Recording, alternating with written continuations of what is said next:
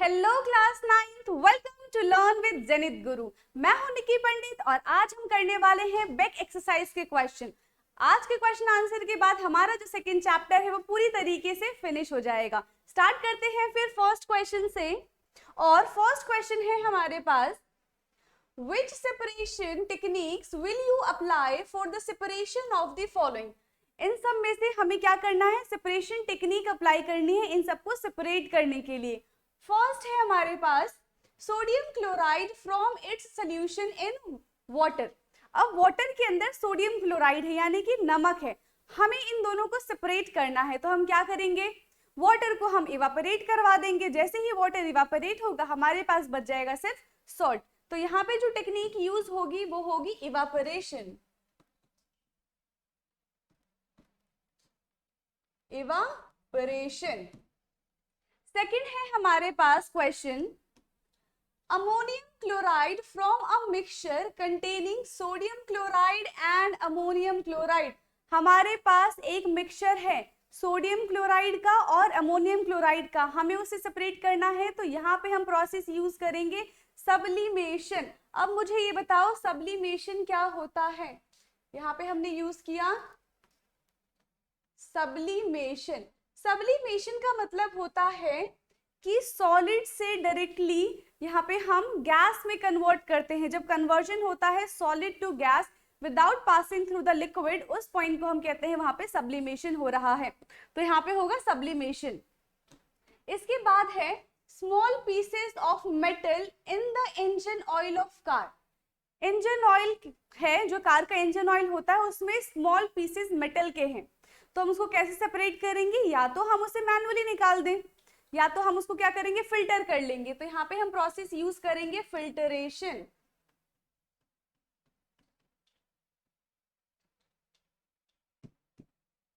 Filtration, ठीक है। उसके बाद है क्वेश्चन हमारा part, different pigments from an extract of flower petals. हमारे पास डिफरेंट पिगमेंट्स है, डिफरेंट कलर्स है किसके? फ्लावर्स पेटल के। अब देखो हमें इनको सेपरेट करना है तो हम क्या करेंगे? इसके लिए टेक्निक है, टेक्निक का नाम होता है क्रोमेटोग्राफी। क्रोमेटोग्राफी में क्या करना होता है? हम एक पेपर लेंगे जिसका नाम होता है क्रोमेटोग्राफी पेपर। हमने ये क्रोमेटोग्राफी पेपर लिया है, ये बहुत बेकार बना है, वेट। ये ऐसा हमने क्रोमेटोग्राफी पेपर लिया है। इस पे हम क्या करेंगे? अपना सोल्यूशन पोर करेंगे। यहाँ पे हमने जो भी सोल्यूशन लिया है, ये पेटल के कलर्स इस पे हमने डाला, और जैसे ही इसको हम सोल्यूशन के अंदर डिप करेंगे जो भी हमने प्रिपेयर किया है, तो क्या करेगा? इसके जो कलर है वो अलग अलग हमें इस पे शो होते हुए नजर आएंगे। इसको हम बोलते हैं क्रोमेटोग्राफी टेक्निक। तो इसका आंसर हो जाएगा हमारा क्रोमेटोग्राफी। क्रोमेटोग्राफी,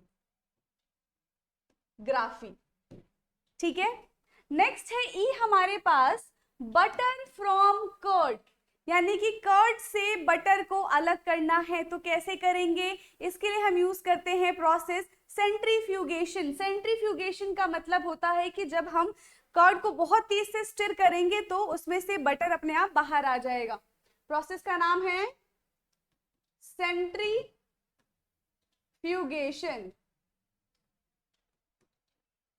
एफ है ऑयल फ्रॉम वाटर। वाटर और ऑयल को सेपरेट करना है तो हम इसमें यूज करेंगे सेपरेटिंग फनल। यहां पे आएगा सेपरेटिंग फनल। इसके बाद है tea leaves from T. T leave और टी को अलग करना है हमें, तो उसके लिए हम यूज करेंगे फिल्टरेशन का प्रोसेस। ये तो बहुत इजी था, फिल्टरेशन। इसके बाद आता है H, iron pins from sand. Sand में से हमें आयरन पिंस को सेपरेट करना है। तो क्या करेंगे? कैसे सेपरेट करेंगे? हम इसको मैग्नेटिक सेपरेशन से हम इसको सेपरेट कर सकते हैं। मैग्नेट लेकर आएंगे, वहां पे सैंड के ऊपर रखेंगे तो सारे जो पिंस होंगे वो उस पे स्टिक हो जाएंगे। तो यहाँ पे आ जाएगा हमारा मैग्नेटिक सेपरेशन। Magnetic separation. इसके बाद है wheat grain from husk. Grain को हस्क से अलग करना है तो कौन सा प्रोसेस यूज करेंगे, तब हम यूज करेंगे विनोइंग। ये आपने छोटी क्लास में भी पढ़ा होगा, विनोइंग प्रोसेस हम इसमें यूज करेंगे मेथड। उसके बाद है fine mud particle suspended in water. जो मड पार्टिकल्स है वो वाटर में सस्पेंड हो चुके हैं, तो या तो उसको फिल्टर कर लो, या तो उसका दूसरा नाम क्या है, डिकेंटेशन कर सकते हैं हम, डिकेंटेशन और फिल्टरेशन। तो ये था हमारा फर्स्ट आंसर, इसको देखो फटाफट से। अब हम चलते हैं सेकंड क्वेश्चन पे। डन। अब हमारा नेक्स्ट क्वेश्चन है, right the steps you would use for making tea. Use the word solution, solvent, solute, dissolve, soluble, insoluble, filter and residue. हमें चाय बनानी है, ठीक है, किचन में नहीं, यहाँ पे। अब यहाँ पे हम देखेंगे कि टी कैसे बनेगा, वो हमें इंपॉर्टेंट नहीं है। टी बनाते समय हम केमिस्ट्री का वहां पे कितना यूज कर रहे हैं, ये इंपॉर्टेंट है। ये पूछा जा रहा है हमसे क्वेश्चन में। जैसे चाय तो हम डेली बनाते हैं, अब हम ये बोलते हैं कि दूध चाहिए, पानी चाहिए, चीनी चाहिए, लेकिन वहां पे शुगर क्या है, वहां पे कौन सा सॉल्यूट है, कौन सा सॉल्वेंट है, हमें ये बताना है इस क्वेश्चन में, ठीक है। अपना अपना प्रोसेस नहीं बताने कि हम चाय ऐसे बनाते हैं, ओके। तो यहाँ पे हमें सारे प्रोसेस लिखने हैं और किसको हम क्या बोलते हैं केमिस्ट्री की टर्म में, वो हमें बताना है। तो सबसे पहला जो प्रोसेस क्या होगा टी बनाने का, उसमें हम क्या करेंगे, हम वाटर लेंगे सबसे पहले। Take a cup of water, take a cup of water, ठीक है, विच इज, जो कि क्या होगा, सॉल्वेंट होगा, which is solvent.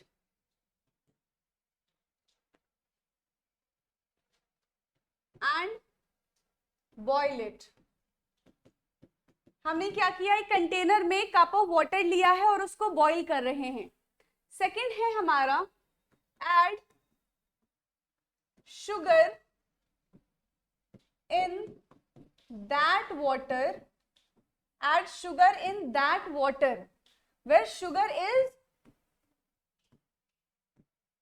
solute. Add sugar in that water where sugar is solute, ठीक है। हमने शुगर ऐड कर दिया उसमें। थर्ड क्या है, we will get sugar solution। जैसे ही हमने चीनी ऐड किया पानी में, हमें क्या मिल जाएगा, शुगर सोल्यूशन मिल जाएगा। तो हमने सॉल्यूट भी यूज कर लिया, हमने सॉल्वेंट भी यूज कर लिया, उससे हमने सोल्यूशन बना लिया है। फोर्थ प्रोसेस क्या होगा इसमें, इतना करने के बाद we will get sugar solution, ये हो चुका है। अब हम उसमें क्या करेंगे, टीस्पून हम उसमें टी लीव्स डालेंगे। ऐड अ टीस्पून टी लीव्स, हम उसमें टी लीव्स डालेंगे, which is insoluble in sugar solution. जो भी हमने टी लीव डाला है वो कैसा है, इनसॉल्युबल है, वो कभी भी ऐड नहीं होगा, क्या होगा, डिसॉल्व नहीं होगा शुगर सोल्यूशन में। Add a teaspoon tea leaves in which, क्या, add a teaspoon tea leaves, okay, which is insoluble in sugar solution and again boil it। और अभी भी हम इसको बॉईल करते जा रहे हैं। अब है fifth, add milk in it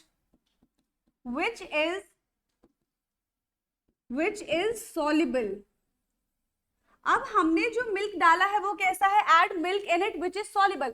हमने अभी टी लीफ डाला था जो कि इनसॉल्युबल था, अब हम मिल्क डाल रहे हैं जो कि सॉल्युबल है, और अभी भी हीटिंग का प्रोसेस चल ही रहा है, तो बार बार नहीं लिख रही हूं मैं। add milk in it which is soluble। अब इतना करने के बाद, फिर बॉईल करने के बाद, अब तक तो चाय बन गई, ठीक है। अब चाय बन गई, अब हम क्या करेंगे, उसको फिल्टर करेंगे, ठीक है, ओके। कौन सा पॉइंट था अभी हमारा? 6th पॉइंट है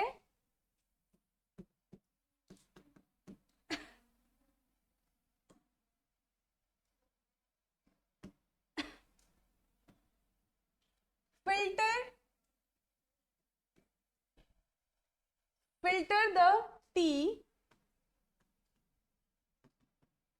with the help of strainer। ठीक है, हमने क्या किया? फिल्टर कर लिया, filter the T with the help of strainer. अब क्या कर रहे हैं हम? जो हमारे पास कप में फिल्टर्ड टी है, the T present in cup is filtered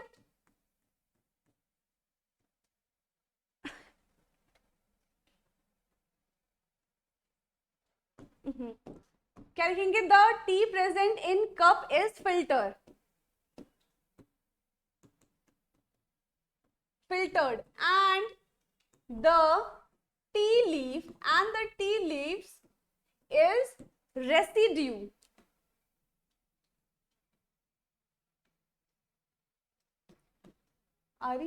residue, ठीक है। और इसमें जो टी लीव क्या है, वो क्या है? रेसिड्यू है, मतलब वो बच गया है पार्ट। हमसे यही पूछा था कि हमने फिल्ट्रेशन भी कर लिया, जो फिल्टरेट था हमारा वो क्या था? ये टी था, रेसिड्यू क्या बचा हुआ है? वो है हमारे पास टी लीव। यहाँ पे इसको करेक्ट कर लो, फिल्टरेटेड, ठीक है। तो इससे हमने इस पूरे प्रोसेस से क्या बनाया है? हमने बनाया है टी। क्लियर है इतना? अब देखो, ये हमारा बन गया। जो जो उन्होंने प्रोसेस कहा था हमने वो सारे प्रोसेस कर दिए हैं। अब नेक्स्ट क्वेश्चन की तरफ चलते हैं हम। नेक्स्ट क्वेश्चन है हमारा, Pragya tested the solubility of 3 different substance at a different temperature and the collected the data as given below. Result are given in the following table as grams of substance dissolved in 100 gram of water। यानी कि 100 ग्राम पानी में ये कुछ grams solute उसमें dissolve है, ठीक है। और वो कैसा सोल्यूशन बना रहे हैं? वो एक सैचुरेटेड सोल्यूशन बना रहे हैं। सैचुरेटेड सोल्यूशन का मतलब होता है कि उसमें हम और सॉल्यूट को ऐड नहीं कर सकते, ठीक है। ये टेबल है जिसमें कौन कौन से सॉल्ट लिए हैं? Potassium nitrate, sodium chloride, potassium chloride and ammonium chloride. ये अलग अलग टेम्परेचर पे उनकी सॉल्युबिलिटी आई है। सॉल्युबिलिटी का मतलब होता है कि एक सॉल्वेंट की कितनी टेंडेंसी होती है कि वो सॉल्यूट को अपने अंदर डिसॉल्व कर सकता है। तो अब है first question, what mass of potassium nitrate would be needed to produce a saturated solution of potassium nitrate in 50 gram of water at 313 kelvin. हमें एक सैचुरेटेड सॉल्यूशन बनाना है, ठीक है। तो कह रहे हैं कि 50 ग्राम में हम कितना इसमें सॉल्यूट ऐड करें 313 केल्विन पे कि हमें एक सैचुरेटेड सॉल्यूशन मिल जाए।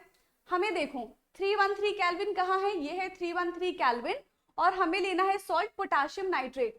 तो 100 ग्राम में सैचुरेटेड सॉल्यूशन लाने के लिए 313 केल्विन पे हमें 62 ग्राम पोटेशियम नाइट्रेट चाहिए, ठीक है। हमें क्या बनाना है? सैचुरेटेड सॉल्यूशन बनाना है। सैचुरेटेड सॉल्यूशन बनाना है तो हमें पता है जब हमारे पास 100 ग्राम ऑफ वाटर होगा तो सैचुरेटेड सॉल्यूशन बनाने के लिए 62 ग्राम हमें क्या चाहिए? पोटेशियम नाइट्रेट चाहिए, ठीक है। पोटेशियम नाइट्रेट ही था, ओके।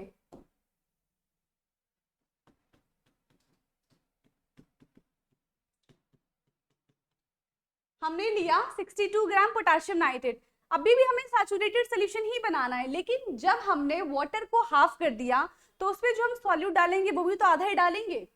तो ये 50 ग्राम के लिए हमें कितना चाहिए होगा ये पूछ रहे थे, हाफ कर देंगे। तो 50 ग्राम में हमें चाहिए, इसका हाफ कितना हो जाएगा? 31 ग्राम पोटेशियम नाइट्रेट। जब हमें एक सैचुरेटेड सॉल्यूशन बनाना होगा और 50 ग्राम हमें वाटर लेना है तो उसके लिए हम कितना सॉल्यूट लेंगे? 31 ग्राम लेंगे पोटेशियम नाइट्रेट का। ये था हमारा क्वेश्चन, ये थर्ड का फर्स्ट पार्ट। इसके बाद है Pragya makes a saturated solution of the potassium chloride in water at 353 Kelvin and leave the solution to cool at the room temperature. What would she observe as the solution cools? देखो 353 यानी कि ये room temperature नहीं है, तो 353 kelvin पे एक solution बनाया गया था और उसको फिर क्या किया, ठंडा होने के लिए रख दिया। तो क्या ऑब्जर्वेशन होगा, हमें ये बताना है।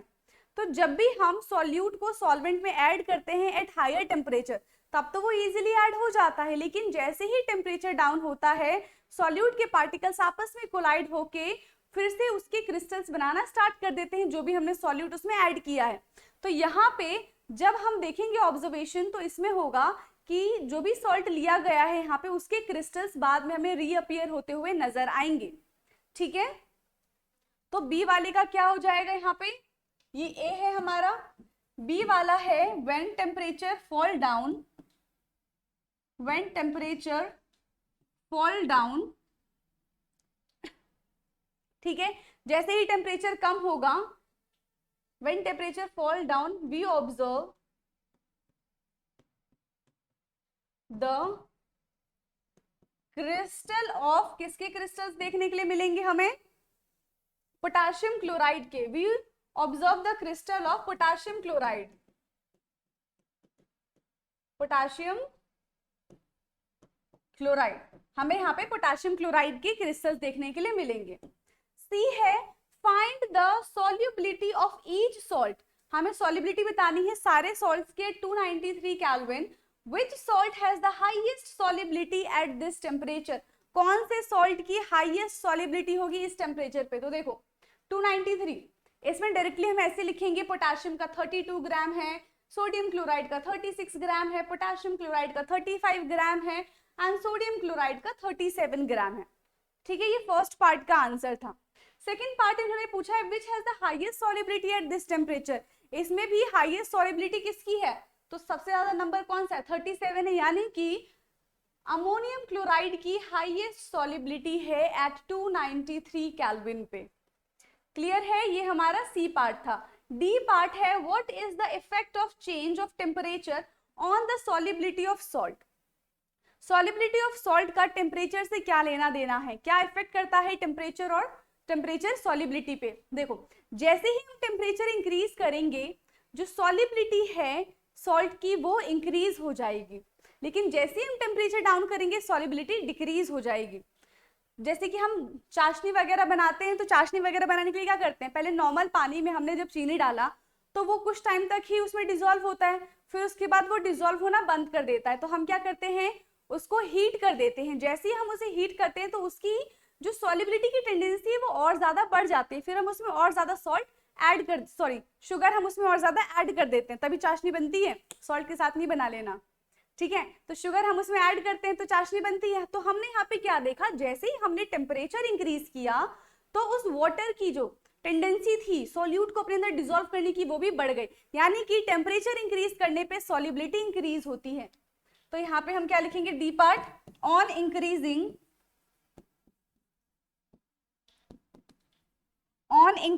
Temperature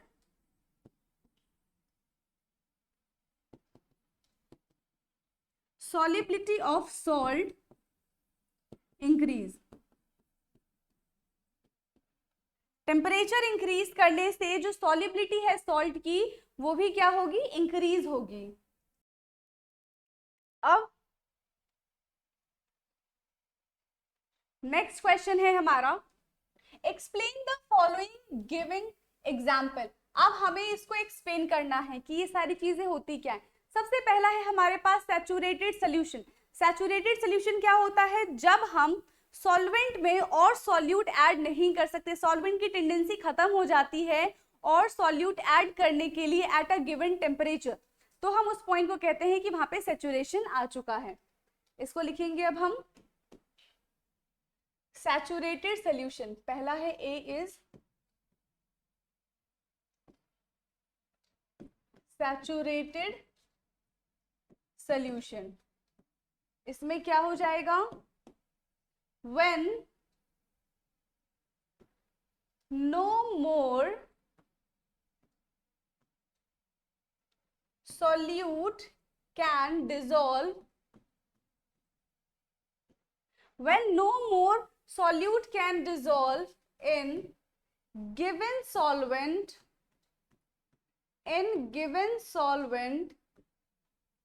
at specific temperature,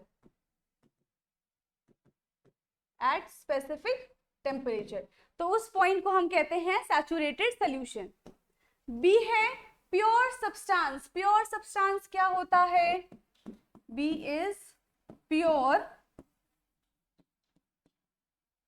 substance.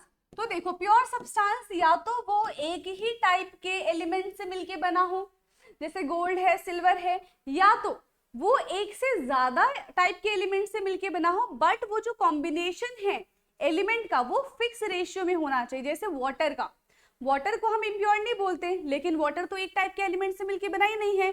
लेकिन आप सबको पता है कि जो वाटर का कॉम्बिनेशन होता है, जो वाटर का फॉर्मेशन होता है, उसके रेशियोज हमेशा फिक्स होते हैं, चाहे कहीं से भी पानी ले लो। तो इसीलिए वाटर एक प्योर सब्सटेंस है। इसलिए हम क्या लिखेंगे? What is pure substance?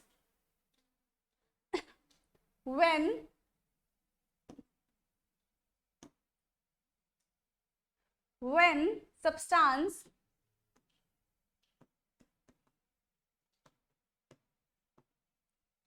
made up of only one type of element, when substance made up of only one type of element or more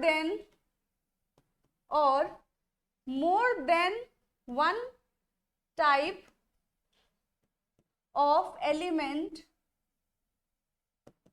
in a fixed ratio, तो उसको हम बोलेंगे प्योर सब्सटेंस। फॉर एग्जाम्पल क्या हो जाएगा? Copper है, silver, and more than one type में क्या आ जाएगा? वाटर। तो ये इसके एग्जाम्पल हो गए। इसके बाद है colloid and suspension.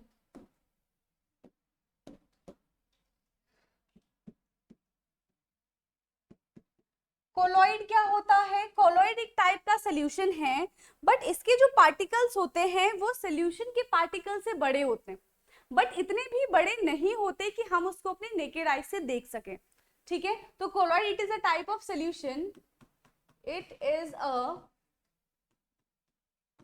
type of solution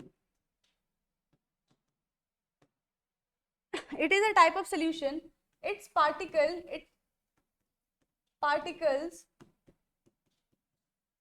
is bigger than solution but not big enough to see with our naked eyes,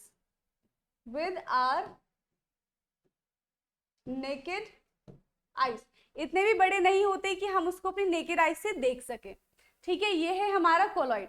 colloid के बाद था हमारा डी, सस्पेंशन।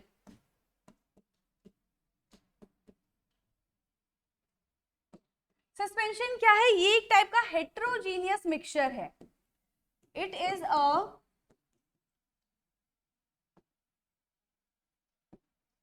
अ हेट्रोजीनियस टाइप मिक्सचर। ठीक है, हेट्रोजीनियस टाइप मिक्सचर है। इसके जो पार्टिकल्स होते हैं वो बहुत बड़े होते हैं और हम अपनी नेकेड आई से देख सकते हैं। It is a heterogeneous type of mixture.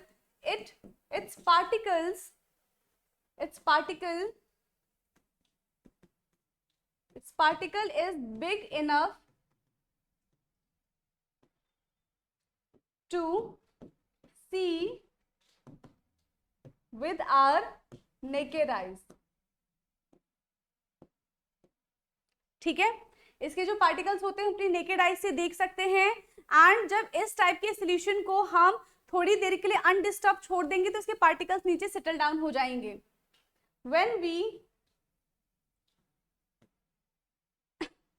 when we leave such solution for some time,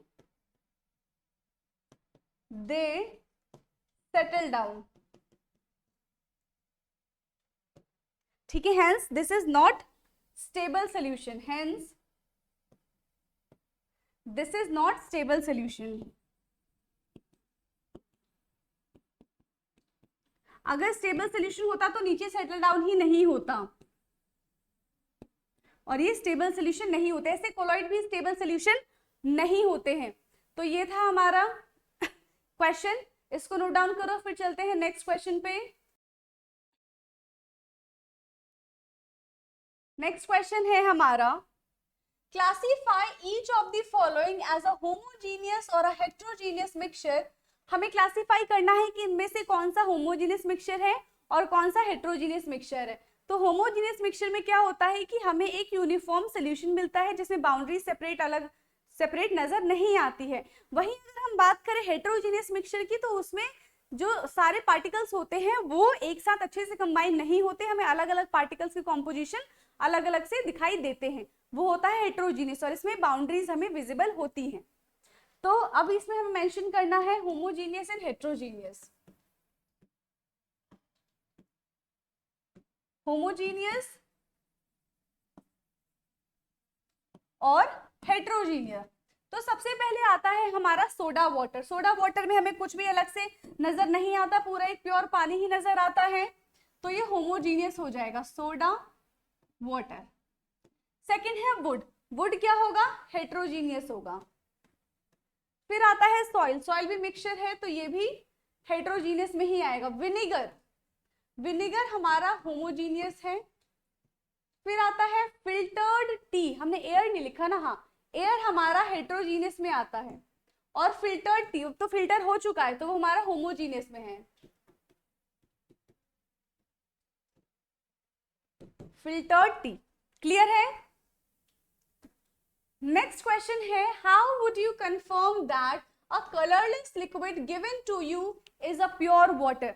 हमें एक बीकर में कलरलेस लिक्विड लाके दे दिया, और अब हमें आइडेंटिफाई करना है कि वो कलरलेस लिक्विड वाटर है या फिर कोई दूसरा सब्सटेंस है। हम कैसे प्रूफ करेंगे, क्योंकि अगर वो बेस होगा तो भी वो वाटर की तरह दिखेगा, अगर वो एसिड है तो भी वो वाटर की तरह दिखेगा। जैसे HCl हो गया, NaOH हो गया, सारे पानी की तरह ही तो दिखते हैं।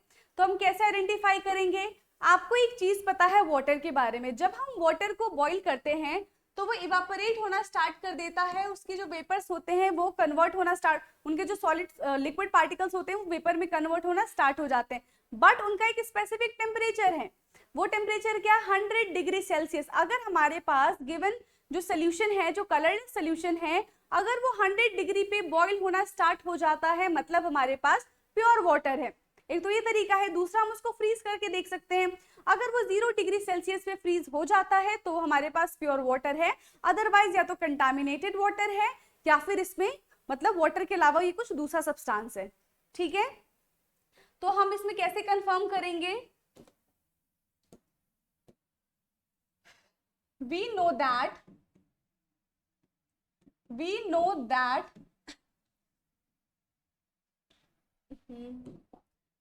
that boiling point of water is 100 degree Celsius. If we have pure water, then it starts boil at 100 degree, okay, without leaving any residue, बिना कोई रेसिड्यू, बिना कोई कंटेमिनेशन लेफ्ट किए वो 100 डिग्री पे बॉईल होना स्टार्ट हो जाएगा, फिर पूरा इवेपोरेट हो जाएगा कुछ टाइम के बाद। तो अगर ऐसा कुछ होता है तो वो हमारे पास प्योर वाटर है। अब नेक्स्ट है हमारे पास, which of the following material fall in the category of pure substance. इनमें से कौन सा है जो प्योर सब्सटेंस की कैटेगरी में आएगा। तो प्योर सब्सटेंस, सबसे पहला है आइस। आइस किससे बनता है? पानी से बनता है, और हमें पता है कि जो वाटर है वो प्योर है, तो आइस भी यहाँ पे क्या हो जाएगा? प्योर हो जाएगा। सेकंड है मिल्क। हम स्टार्टिंग से ही पढ़ते हैं, हमारे चैप्टर के स्टार्टिंग में ही दिया हुआ है कि मिल्क प्योर सब्सटेंस नहीं है, ठीक है, तो यहाँ पे हम कैसे लिख देंगे? मिल्क नहीं लिख सकते। उसके बाद है आयरन। आयरन एक ही टाइप के एलिमेंट से मिलके बना है, तो ये भी प्योर होगा।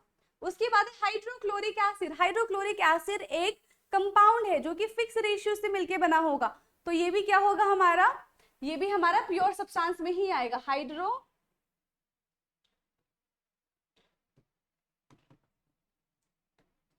Hydrochloric acid.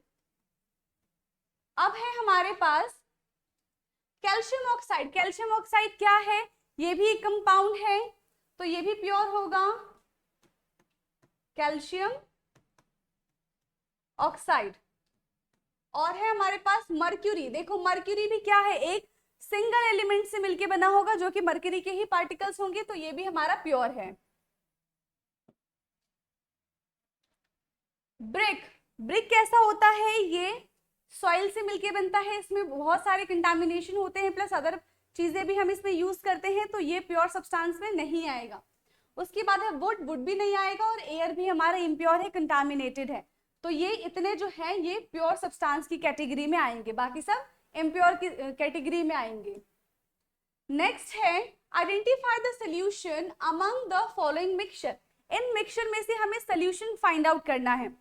तो मिक्सचर क्या होता है? मिक्सचर में जो पार्टिकल्स होते हैं, जो एटम्स होते हैं, वो केमिकली बॉन्ड नहीं होते, इसीलिए हम उनको फिजिकली अलग कर सकते हैं। लेकिन अगर हमने एक बार सोल्यूशन बना दिया है तो क्या करेंगे? वो केमिकली बाउंड हो जाएंगे एक दूसरे से। जैसे कि सॉइल तो नहीं है एक दूसरे से बाउंड, इसका आंसर क्या क्या हो जाएगा? एक होगा हमारा सी वाटर, इसे हमें सेपरेट करना टफ है, और दूसरा होगा soda water.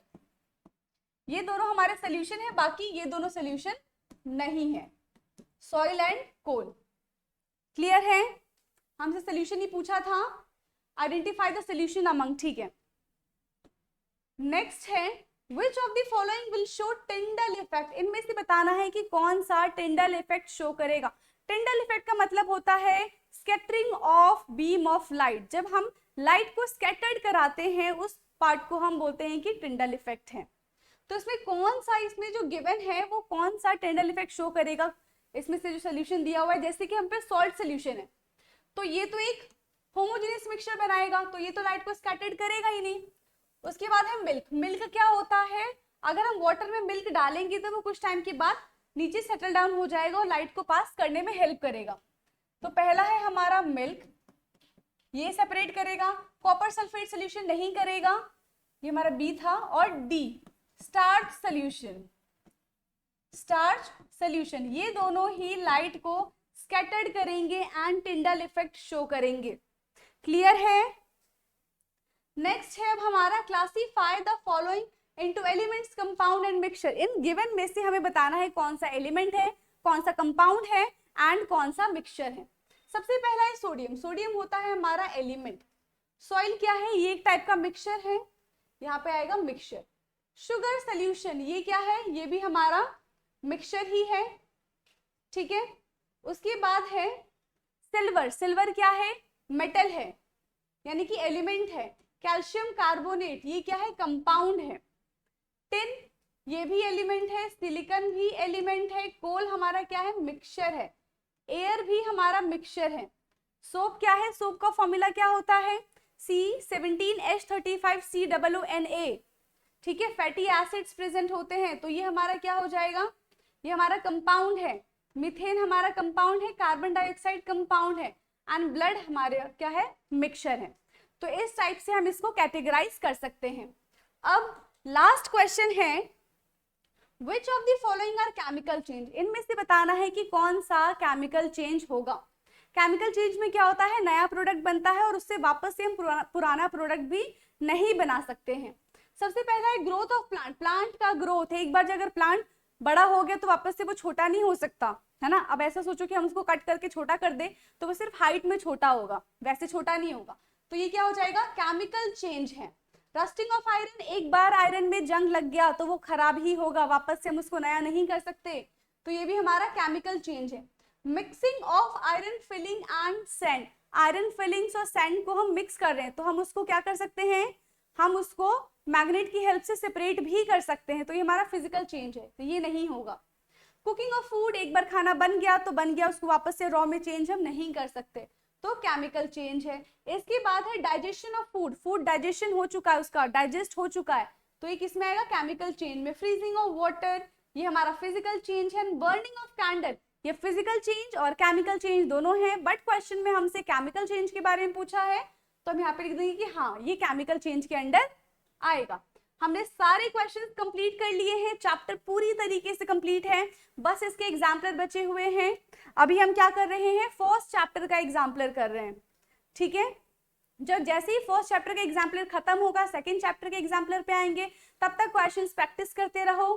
Thank you so much.